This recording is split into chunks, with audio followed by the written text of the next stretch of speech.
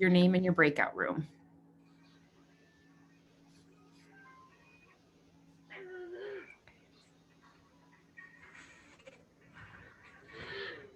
Good morning, Jennifer. Are you ready? Yes, I'm just waiting on the girls must not have been able. Could you guys click? Mine wasn't letting me click either. It didn't let us go in. So I know mine. That's good. Okay, I'm sure. Uh-oh. So I'm supposed to be the one that's sharing screen, and it says post disabled screen sharing when I try to do that. Let me message Angie right away, and we will get that taken care of.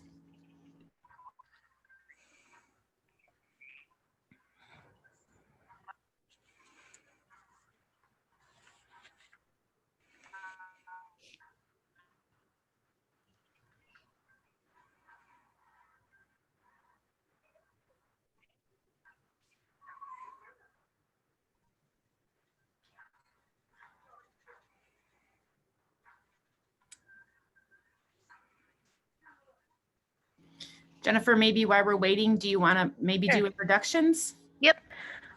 Okay, so while we're waiting to share my screen, I'm Jennifer Stevenson, and I'm the education pathway teacher at Morrison High School.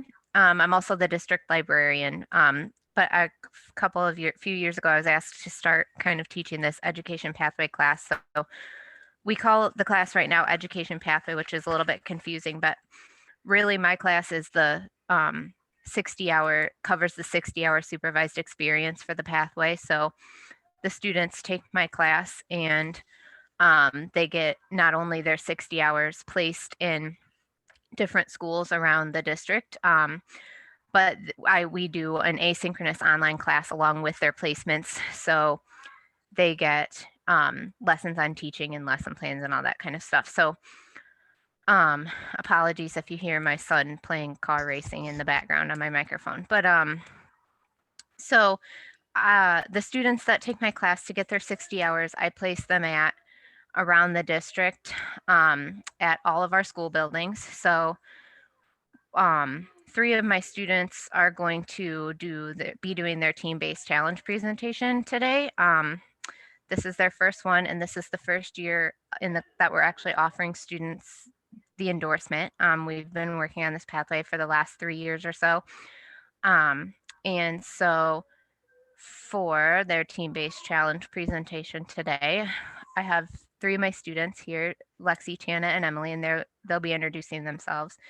But they're going to be doing their team-based challenge presentation on remote learning this year. They kind of get to have a unique perspective because they get to see remote learning as both students, obviously at the school, and kind of from the teacher perspective with going into the classroom. And they'll probably tell you, but they've been placed kind of all over the district. So I know they've been to the junior high and our 3 through 5 elementary, as well as our K through 2. So they kind of get to see it from all the different perspectives. So they'll be talking about that, hopefully. Jennifer, for some reason, we're having an issue trying to make you co-host to share your screen. Okay. Is there any way that you can put it in the chat, or I can share it for you? Oh,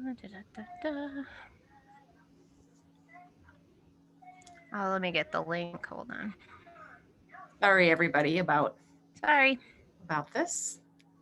Adjusting, right? Mm-hmm. I put the link in the chat.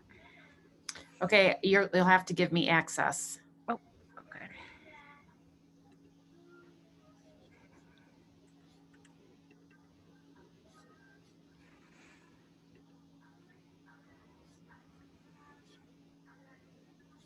Okay, I just did it to your email. Okay.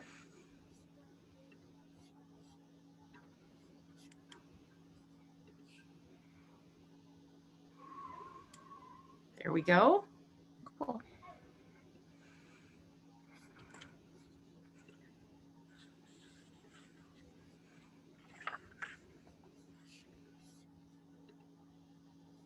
So Stacy, I was supposed to be the slide switcher for the girls, so they just wanted you, they want you to know that they're going to just follow all their bullet points, and when they get to the last one, then you can switch the slide.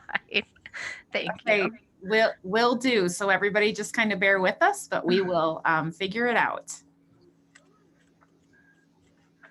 Okay, so girls, I think we're ready for you. You're on. Perfect. So welcome to our presentation. So like Mrs. Stevenson said, our presentation today is just all about remote learning and different aspects of it. I'm Tana Frederick, and I'm currently a junior at Morrison High School. After high school, I would like to study elementary education and become a kindergarten teacher. Hi, I'm Emily Henson, and I'm currently a senior at Morrison High School. Next year, I plan to attend SOC, and I want to study elementary education and become a 4th or 5th grade teacher. I'm Lexi Tickler. I'm currently a senior at MHS, and I plan on attending Southern Illinois University, Edwardsville, to study elementary education to become a 1st or 2nd grade teacher. Okay, so our presentation today is going to cover these main points, like the effect that remote learning has had on students, teachers, parents, families, the national teacher shortage, our perspective with remote learning, and how it's affected us wanting to become teachers, and an education pathway class overview. So, first main point is remote learning from a student's perspective. So, as a student in remote learning, it's extremely difficult to stay motivated when at home. It's a lot harder because you're not in the classroom setting, and you never really realized like how difficult it was to stay motivated at home until this year. It's a lot easier to put off your schoolwork when you're at home, where if you're at school, there's like a teacher there, kind of pushing you to do the work. So it's a lot easier to finish work at school. Another big problem, I think all of us have, teachers and students, is computer and internet issues. A lot of times we will lose connection or not be able to log in if our Chromebook's being slow.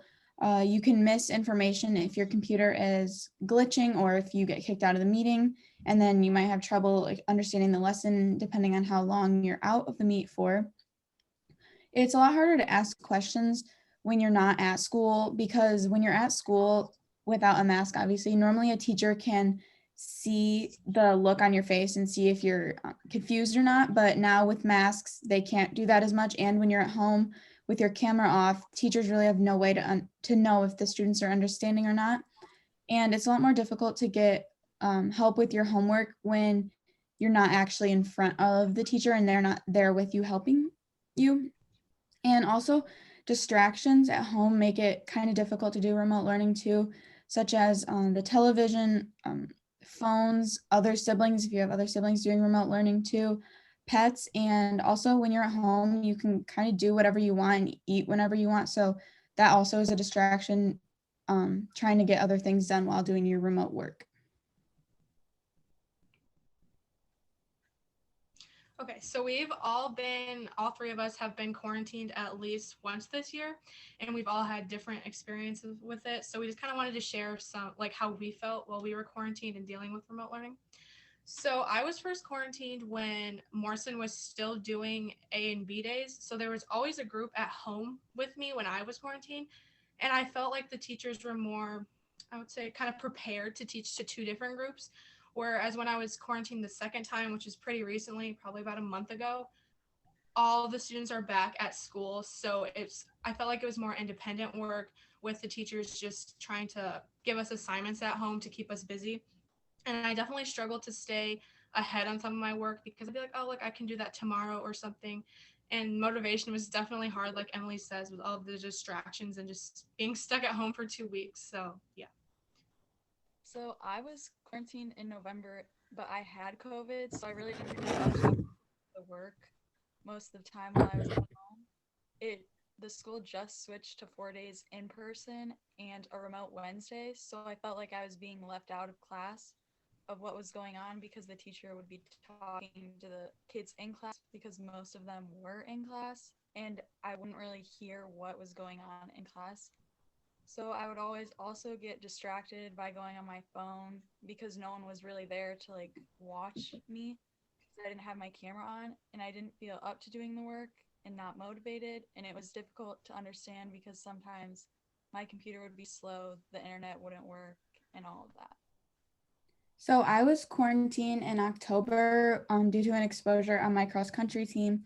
It was still A and B days at the time. So like Tana said, it was that was kind of nice because the teachers were more prepared because they had more students at home and like an equal amount at home, equal amount in school since it was A and B days. So that helped, but it also was really difficult to stay motivated.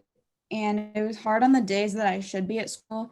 Seeing all my friends still be able to go to school is really difficult too.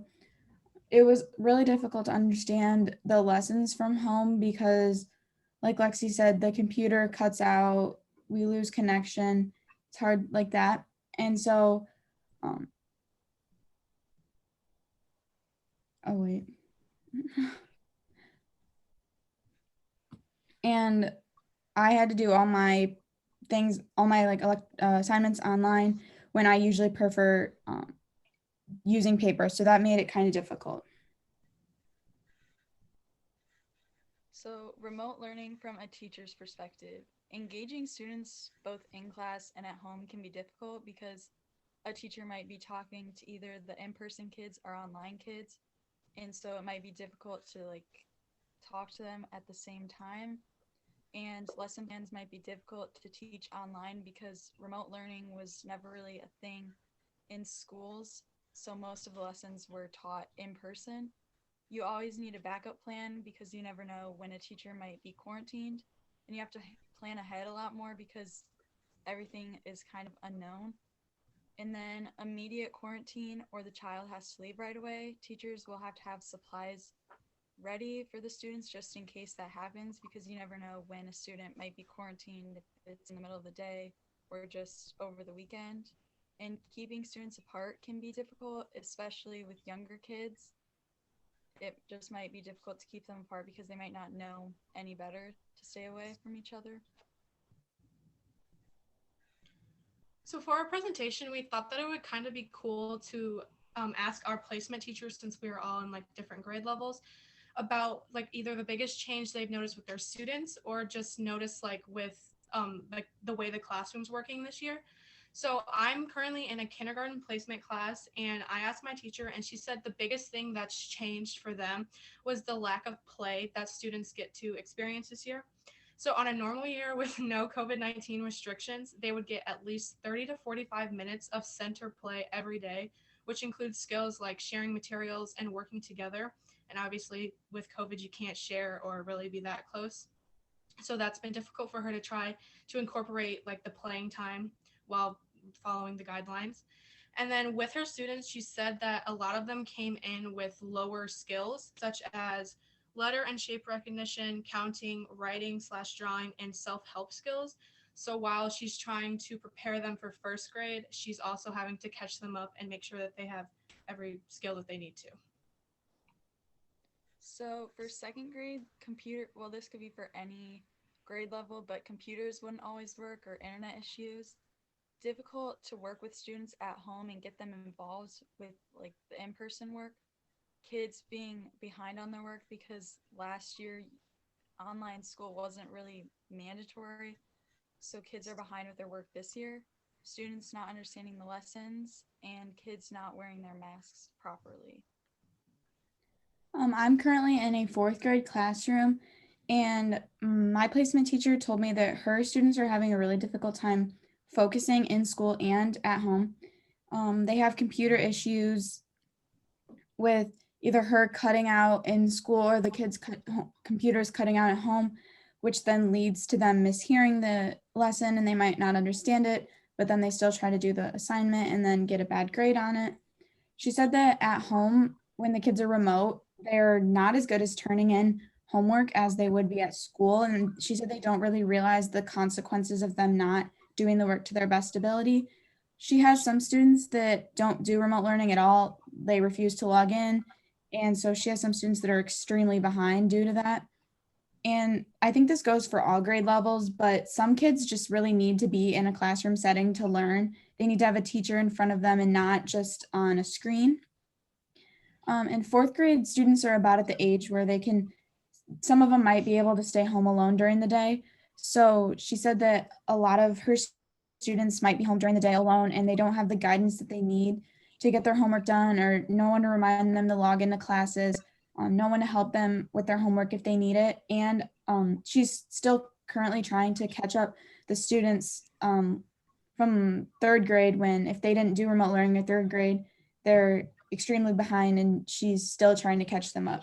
And it's in February. So Okay, so now we just have some more effects on teachers. I think that not finishing last year definitely has played a big factor into how this school year is going. I know for us at least, I bet the work probably wasn't taken as seriously as it should have been last year during the springtime. So now, especially with being remote, you kind of have to trust that the students are doing the work at home, because it's not like they're sitting right next to you or in front of you and you can just be like, you need to get this done. Because I know my mom is a teacher. She teaches fourth grade, and that's definitely been a struggle with her making sure that her students are getting all of their work done on time and ready for fifth grade. And going along with that, I think that lesson planning is definitely harder this year, because you not only do you have to have like a hard copy, you have to make sure that your online students can do the lesson too along with your in-person class. And with all the restrictions and everything, you have limited lessons.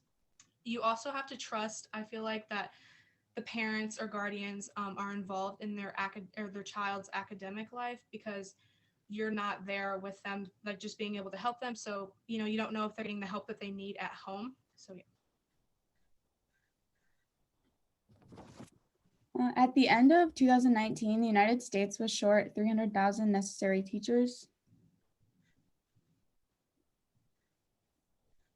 And then here's just a graph to show the predicted national teacher shortage from 2005 to 2025. So the national teacher shortage, there's obviously been a shortage for a while now, and the pandemic has just made it even worse. A lot of teachers fear of getting COVID if they're high risk, or maybe someone in their family is high risk. They fear getting sick. And some teachers may also fear not only for themselves, but also for their students, especially with little kids, like Tana and Lexi said in their classes, that this little students, they don't really understand all this, and they don't understand why they need to stay apart. So it's really difficult to keep the younger kids away from each other. And so some teachers might fear that their classroom isn't very safe for students to come back in. 1 in 3 teachers say that they are planning on retiring earlier than planned due to the stress and uncertainty of this year. The Economic Policy Institute reports that as of September, public K-12 education employment is more than 500,000 jobs below its year-ago levels.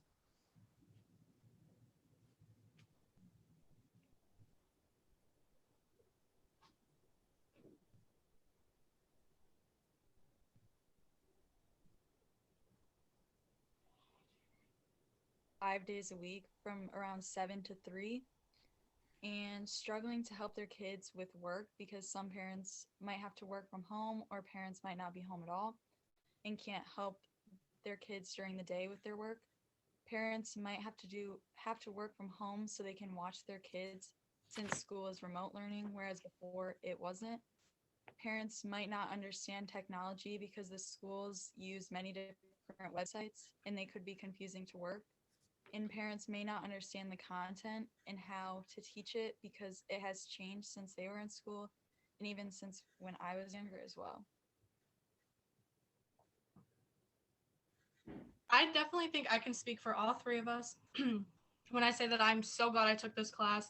I've loved every second of just being in the classroom and experiencing like being a little teacher. So I think that's been so much fun. It's really showed me that teaching isn't just a 8 to 3 Monday through Friday job. There is a lot of important work that goes in outside of the classroom. Like I know with my mom, she spends most of her weekends either grading or especially lesson planning this year. Along with being in our placements, Mrs. Stevenson also teaches us very important skills that we do weekly lessons of important skills that we will need when we become teachers. And also being in 3 different placements now, I've seen a lot of different approaches to remote learning this year, and I think it's really been cool just to kind of see how each teacher like teaches differently. So yeah, that's been super fun. We all wanted to kind of include like where we've been and some of our favorite like experiences so far this year. So I started off with a 7th grade class, and since then I've been in 2 kindergarten classes, and I love kindergarten. I love the age. They're just so fun. They're so eager to learn, which I love.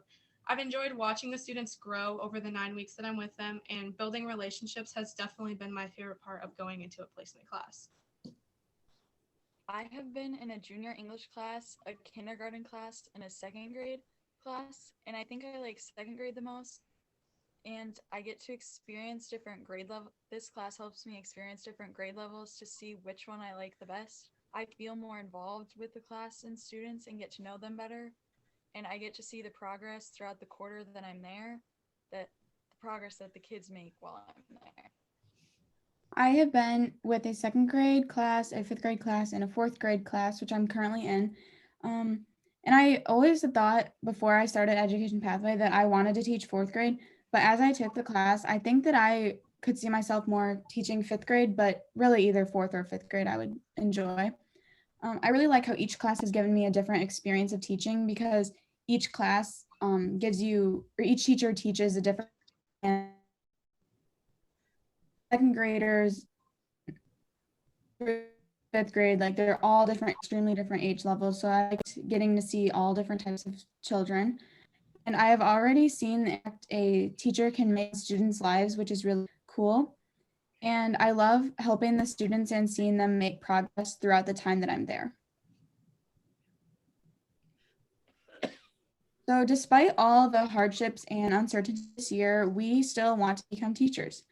The reason that we also want to become teachers is we want to make an impact on people's lives. And we want to be a teacher that kids will remember, and we want to make a positive impact on them, on their lives. We really want to help the young children, especially the ones that don't really enjoy school, don't want to come to school. We want to make learning as fun as possible for them, which goes along with the next one, that making children eager to learn is very important as a teacher, because again, not all students like school. Some kids hate school, some kids love school. It just really depends. But a good teacher can make all students enjoy learning. And we also want to see the children succeed. It's really cool to see it would be really cool to see students succeed in class, and then as they grow older, and then as they start their own career in however many years. So that is why we still want to become teachers. So thank you for listening. Do you guys have any questions for us?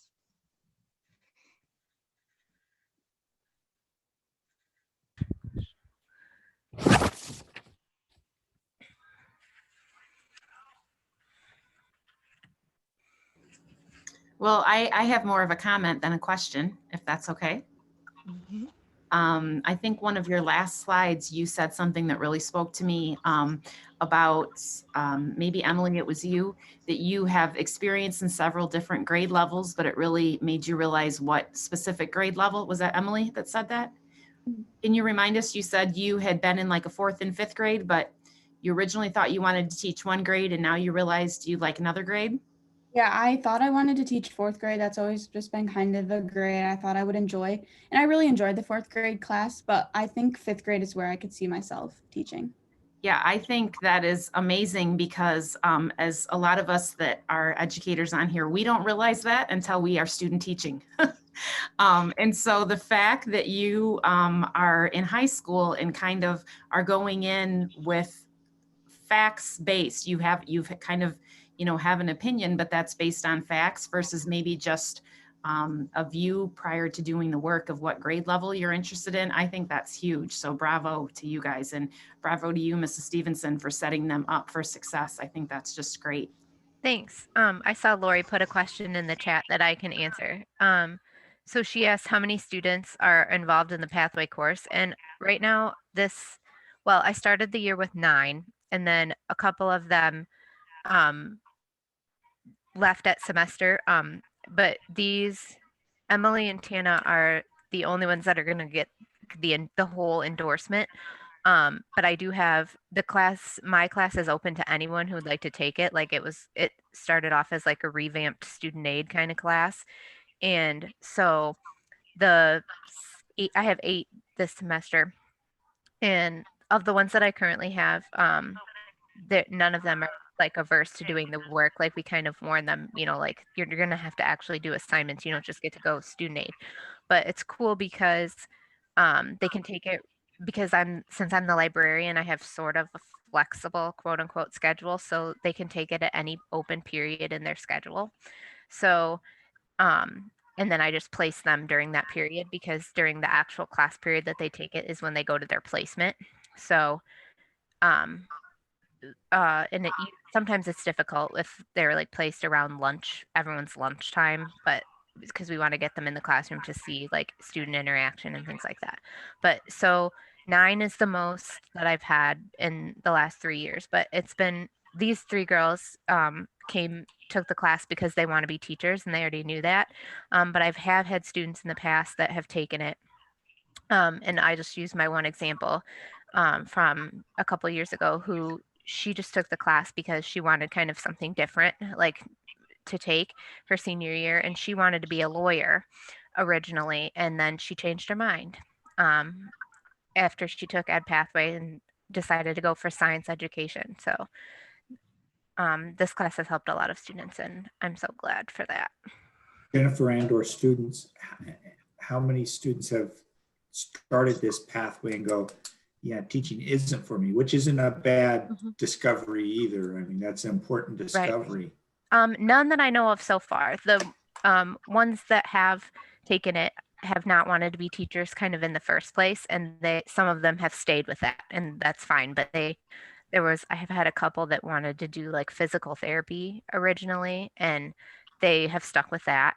But they did say, like, this is great to like figure out how to work with all different ages of people and different kinds of people and things like that. So they more enjoyed the class for like it's more hands-on and not, let's sit at a desk and listen the whole time. So that's kind of why they took it in the first place. And a lot of them did stay with their original career choices, but it's not really my goal to, bring you to the dark side or whatever, but and change your mind. It's just to kind of give you a different experience, I suppose.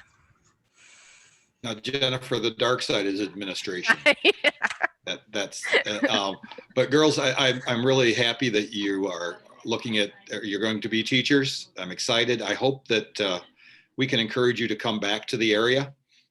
When you go, I went to Sauk and then I went to Illinois State. I came back and I really am glad I did. So you may think that the university life is cool and that then you want to stay in that big city. Really think about coming back. I'd like to ask you, but we only have a couple more minutes. So I hope that you are going to come back to at least our region and teach here because we need you.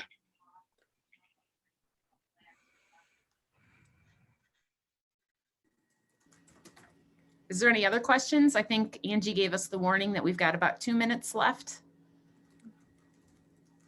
Bravo to your program over there, Mrs. Stevenson, and your students. Just an absolutely fantastic job. So thank you, girls, for sharing your experiences with us. It's all the students. They do such a great job. Spoken like a true teacher. Good for you. I just post stuff in Google Classroom. They do it. Okay, everyone, then we will head back to the main room. Remember to just click the blue button that says leave the room and don't leave the whole meeting, okay?